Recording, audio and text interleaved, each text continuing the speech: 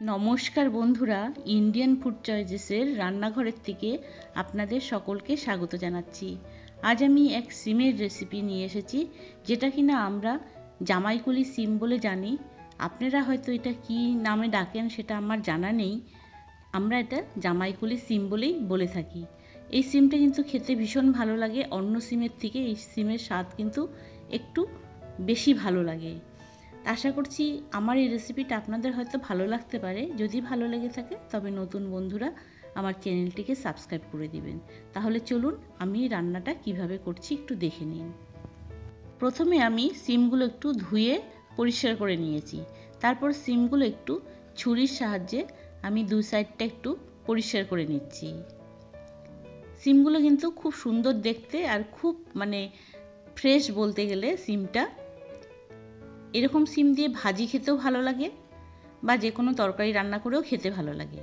আজ আমি একটা তরকারি রান্না করছি, যেটা আমি আপনাদের দেখাচ্ছি এই রেসিপিটা। প্রথমে আমি কড়াইতে একটু সর্ষের তেল গরম করে নিলাম। তেলটা গরম হয়ে যাওয়ার পর আমি সিমগুলো একটু ভেজে নিব।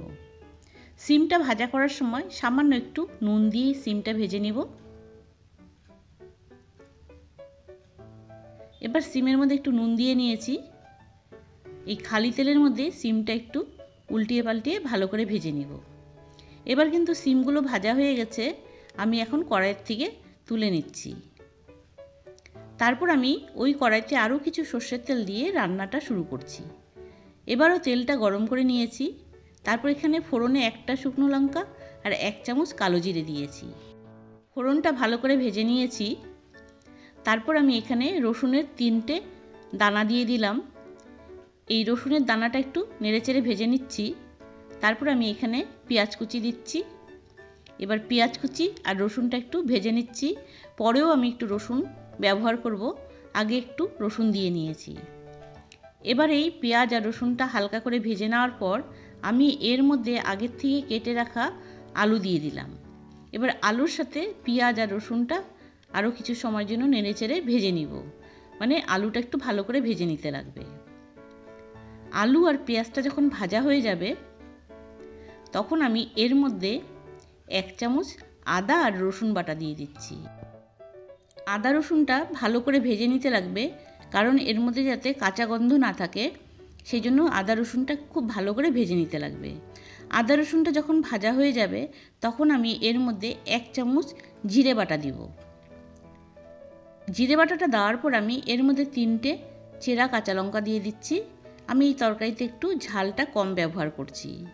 তারপর এখানে আমি স্বাদ অনুযায়ী 1 চামচ নুন দিচ্ছি আর 1 চামচ হলুদের গুঁড়ো দিচ্ছি।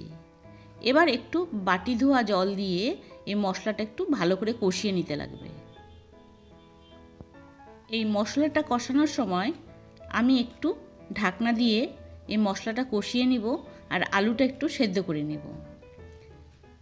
কারণ সিমটা আগের থেকে ভাজা করা আছে, সিমটা খুব নরম, সেজন্য আলুটা আগে একটু সেদ্ধ করে নিচ্ছি। মোটামুটি 3 মিনিট পর ঢাকনাটা তুলে নিলাম। এবার এই আলু আর মশলাটা নাড়াচাড়া করে আরেকটু কষিয়ে নিচ্ছি। তারপর আগের থেকে ভেজে রাখা সিমগুলো আমি দিয়ে আবারও তরকারিটা ভালো করে কষিয়ে নিতে লাগবে। আলুর সাথে সিমটা বেশ কিছু সময়ের জন্য একটু কষিয়ে নিতে লাগবে। যতক্ষণ পর্যন্ত এই মশলার থেকে তেল বেরিয়ে না আসছে ততক্ষণ পর্যন্ত এই মশলাটা সিমের সাথে কষিয়ে নিতে লাগবে। এখন কিন্তু মোটামুটি সিম আলুটা কষানো হয়ে গেছে। এখন আমি এর মধ্যে সর্ষে বাটার জল দিয়ে দিচ্ছি। সর্ষেটা বেটে একটা ছাঁকনি দিয়ে ছেঁকে সেই জলটা আমি দিয়েছি। তারপর আমি আর একটু জল দিচ্ছি। এখানে অল্প একটু জল দিয়ে এই তরকারিটা একটু সেদ্ধ করে নিতে লাগবে। আলু আর সিমটা ভালো করে সেদ্ধ করে নিতে লাগবে। এবার এই তরকারিটা ভালো করে নাড়াচাড়া করে দিচ্ছি। তারপর আমি এর মধ্যে একটা টমেটো কেটে দিয়ে দিলাম।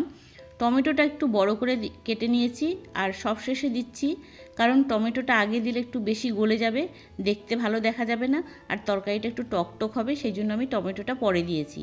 তারপর ঢাকনা দিয়ে ঢেকে দিয়েছি। মোটামুটি 2 মিনিট পর ঢাকনাটা তুলে নিলাম। এবার আরেকটু নাড়াচাড়া করে দিচ্ছি। আর ঝোলটা কিন্তু একটু শুকিয়ে এসছে, ঘন হয়ে গেছে, আর আলু আর সিমটা সেদ্ধ হয়ে গেছে। এখন খুব ভালো করে নাড়াচাড়া করে তরকারিটা একটু ঘন মাখো মাখো করেই রান্না করে নামিয়ে ফেলতে লাগবে। দেখুন এই তরকারিটা কিন্তু রান্না হয়ে গেছে। আর এই রান্নাটা কিন্তু করার সময় আমি গ্যাসের ফ্লেমটা কিন্তু কমিয়ে নিয়েছিলাম। আজকের এই রান্নাটা এখানেই হয়ে গেছে। আশা করছি আপনাদের সকলের কাছে ভালো লেগেছে। যদি ভালো লেগে থাকে তবে নতুন বন্ধুদের কাছে অনুরোধ করছি চ্যানেলটিকে সাবস্ক্রাইব করার জন্য। আজ তাহলে এখানেই রাখছি, আরেক কোনো নতুন রেসিপি নিয়ে আপনাদের কাছে আসব। আপনারা ভালো থাকুন, আপনারা সুস্থ থাকুন। ধন্যবাদ বন্ধুরা এই সম্পূর্ণ ভিডিওটা দেখার জন্য আর এতক্ষণ সময় আমার সাথে থাকার জন্য ধন্যবাদ। আপনাদের সকলকে আমি অসংখ্য ধন্যবাদ জানাচ্ছি যারা আমার চ্যানেলটিকে এতদিন ধরে সাপোর্ট করে চলছেন। আপনাদের আশীর্বাদে আমার চ্যানেলটি এগিয়ে যাচ্ছে আর আপনাদের আশীর্বাদে আমার এই চ্যানেলটি আজ মনিটাইজেশন পেয়েছে। আশা করছি আমাকে এইভাবেই সবসময় সাপোর্ট করে চলবেন। ধন্যবাদ বন্ধুরা, আপনারা ভালো থাকবেন, আপনারা আমাকে এইভাবে ভালোবেসে থাকবেন।